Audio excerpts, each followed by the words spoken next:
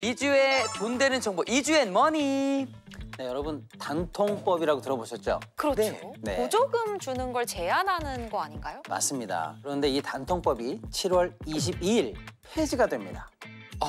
그럼 다시 보조금을 준다는 거잖아요. 맞습니다. 소비자들에게 미치는 영향도 엄청 클 것 같은데 어때요? 이번 주 소식 귀가 좀 솔깃해지시나요? 저 안 그래도 네. 제가 이거 보시면 아이고. 네, 박살이 났습니다. 예, 케이스도 다 박살났고요. 네, 저희 아기가 이 휴대전화를 떨어뜨리는 바람에 휴대전화가 박살이 났습니다. 그래서 많이 알아보고 있는데 조금 기다렸다가 사면 왠지 저렴한 가격에 살 수 있을 것 같아요. 근데 그게 휴대폰 구매를 미룰 만큼 좋은 건지 좀 궁금하긴 합니다.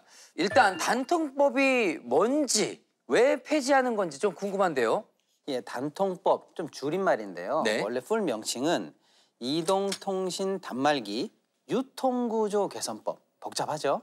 복잡합니다. 네. 네. 2014년에 도입이 됐었던 법률이에요. 네. 공시하는 지원금은 통신사가 정한 지원금이거든요. 요거는 딱 정해놓고 각 판매점마다 자율적으로 추가 지원금들을 막 주긴 했는데 그걸 15%로 제한하는 법률이었어요. 네. 그때는 왜 도입이 됐냐면 소위 말하면 소비자 간의 정보 격차가 너무 심해서 누구는 싸게 사고 누구는 비싸게 사고 하니까 발품도 많이 팔아야 되고 또 소비자들을 싸게 유혹하기 위해서 경쟁이 너무 치열하다 보니까 지원금도 너무 많이 나가다 보니까 시장 질서가 혼탁해졌다.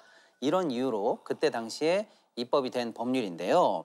취지는 나빠 보이지 않았는데 왜 폐지를 하는 거죠? 단통법을 시행할 때 명분은 이거였어요. 누구만 싸게 사고 누구는 비싸게 사는 게 아니라 골고루 싸게 만들자라는 게 명분이었어요. 근데 막상 단통법을 시행하고 나서 보니까 골고루 싸게 사는 게 아니라 그냥 골고루 비싸게 사게 됐어요.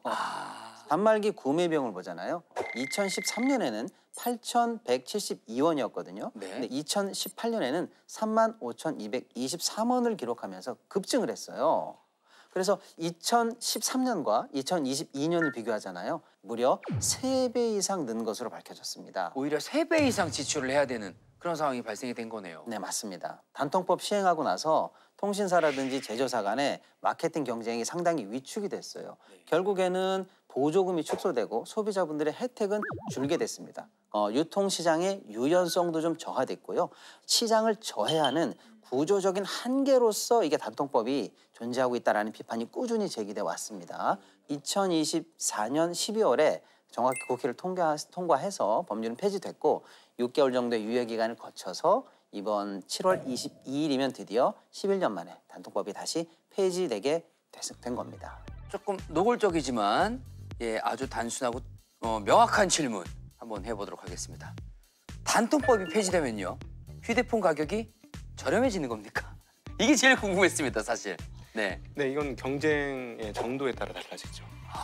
네, 경쟁이 격화되면, 네. 즉 우리가 점유율을 뺏어야 된다 생각하면 점유율을 뺏어오기 위한 마케팅이 엄청나게 들어가면서 그 마케팅이 가격 할인으로 이루어지겠죠. 근데 여러분 뭐 기억하실지 모르겠는데 통신 회사들이 여러 개 있었을 때 광고들이 엄청 많았다는 거 기억하십니까? 네. 완전 기억나요. 네, 잠시 꺼두셔도 좋습니다.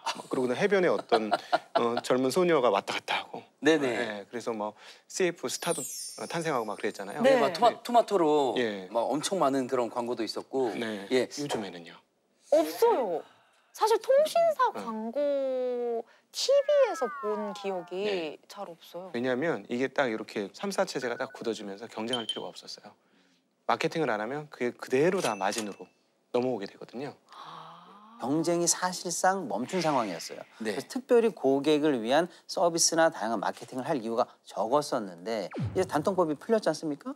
더 많은 이제 할인 혜택이라든지 지원책이라든지 각종 지원금을 이제는 더 강화하게 될 것 같고요. 네. 그에 따라서 소비자분들도 더 싸게 사고 현명하게 선택하기 위해서는 발품도 팔아야 되고 네. 제가 기억이 나는 게 이 네. 단통법이 생기기 전에 네. 그 강변에 있는 이 마트가 댄스 있거든요. 마트? 네, 댄스 댄스 마트? 마트가 있어요. 네네. 거기 가서 사면 저렴하다는 얘기를 듣고 거길 거의 막 10바퀴, 20바퀴를 돌면서 제가 저렴하게 판매하는 곳을 막 찾았던 기억이 나거든요. 네네. 근데 이걸 폐지하면 그 문제들이 다시 발생을 하는 건 아닐까 우려도 수도 돼요. 있겠네요. 네, 맞습니다. 시장에서는 단통법이 없다가 있었죠? 네. 다시 있던 단통법이 없어지면 그 이전으로 돌아가는 거 아니냐라는 우려를 하고 있습니다. 네네. 예전에는 저기가 굉장히 쌉니다라고 해서 우리가 성지라고 불렀어요. 네네네. 그리고 성지를 찾아다니기도 하고 네네. 어디가 싼 거야라고 각종 온라인에 올려져 있다 그러면 거기를 빨리 찾아가려고 막 정보도 막 수집하느라고 바빴었거든요. 유명 로또방처럼 된 거군요. 그렇죠. 예. 이제 그런 현상이 다시 생길 거다. 디지털에 친숙한 세대는 사실 뭐 카페나 뭐 블로그나 네. 이런 거 참고해서 좀 손쉽게 찾을 수 있는데 네. 어르신분들은 더 힘드실 것 같아요. 그래서 이번에 노인층이라든지 이런 정보 약자층을 조금 배려하는 정책도 좀 들어와 있어요. 단통법이 폐지되면서 단통법이 전부 다 없어지는 건 아니고요. 그중에서 방금 말씀하신 분들을 좀 배려하는 조항이 있거든요. 노인층이라든지 정보 약자층에게는 정확하게 공시된 한도로 지원을 해야 된다라는 그런 조항은 남아 있어요. 그래서 크게 걱정하지 않으셔도 될 것 같다라는 생각도 좀 듭니다. 그렇군요. 아니 근데 하필이면 또 요 타이밍에 스마트폰계 양대 산맥인 두 회사가 신제품을 낸다는 소식을 들었습니다. 요 신제품도 저렴해질 가능성이 있는 겁니까?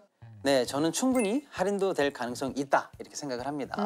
삼성에서는요, 갤럭시 Z 플립 7 모델들이 지금 출시가 될 예정이고요. 네. 9월이면 애플도 아이폰 17 출시될 예정인데요. 그 신제품을 사려고 하는 고객을 상대로 이제 유치 전에 본격적으로 나설 수 있다. 저는 그렇게 봅니다. 통신기 할부 지원금이라든지 다양한 지원금을 통해서 우리 회사로 오세요, 우리 통신사로 오세요. 이런 식의 마케팅이 저는 충분히 나올 것이다. 이렇게 예상하고 있습니다. 그리고 왜 유심 해킹 사고로 가입자를 많이 잃었던 그 SK텔레콤이 영업을 다시 재개했는데 그러면 경쟁이 엄청 치열할 것 같아요. 네, 그렇죠. 이제 이번 유심 사건으로 인해서 SK텔레콤이 고객을 많이 잃었거든요. 알려진 바로는 한 60만 정도 잃었다고 하는데 그런 변화가 있었기 때문에 SK텔레콤으로는 자존심을 구긴 상태라 이번에는 그 점유율을 확대하기 위해서 뭔가 프로모션이나 이런 것들을 꽤나 많이 진행할 가능성이 있습니다. 그래서 다른 어떤 때보다 이번에 할인 혜택이 좀 더 갈 수 있다. 통신사 할인이 상당히 될 수 있을 것 같다라는 건 충분히 예상해 볼 수 있는 대목이 되겠습니다.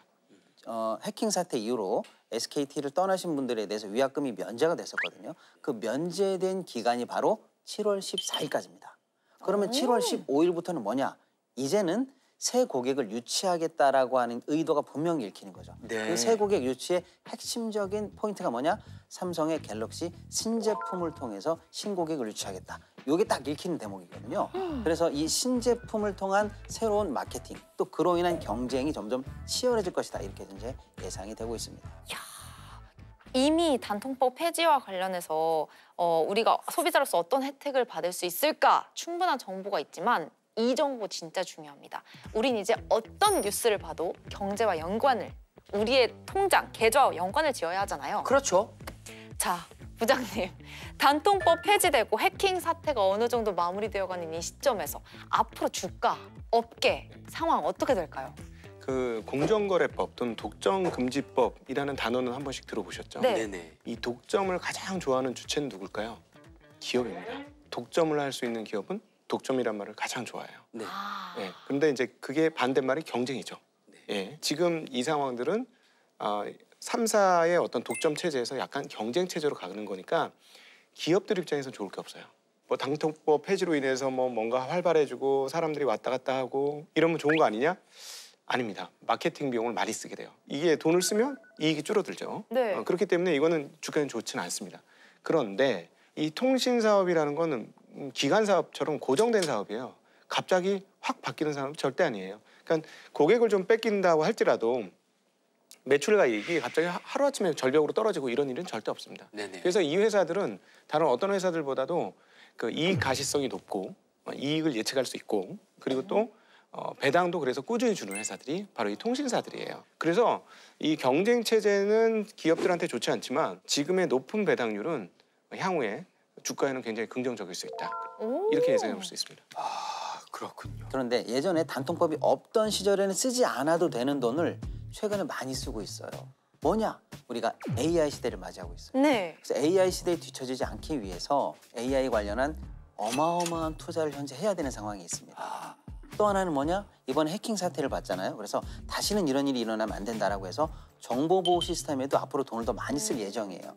그러니까 회사 자체에는 AI도 돈 써야 돼, 정보보호에 돈 써야 되는데 단통법이 풀려 고객 잃지 않으려면 마케팅에도 돈을 써야 돼라고 해서 지출은 조금 더 늘어날 수 있다. 그게 사실은 경영 부담이라든지 수익성 악화에는 조금 더 불리한 상황이 될 수 있다라는 점도 같이 한번 보셔야 될 것 같아요. 영업이익 같은 건 좀 줄겠네요. 단통법 폐지에 대한 여러분 생각은 어떠신지요? 유튜브 댓글로 여러분의 의견 공유해 주시면 감사하겠습니다.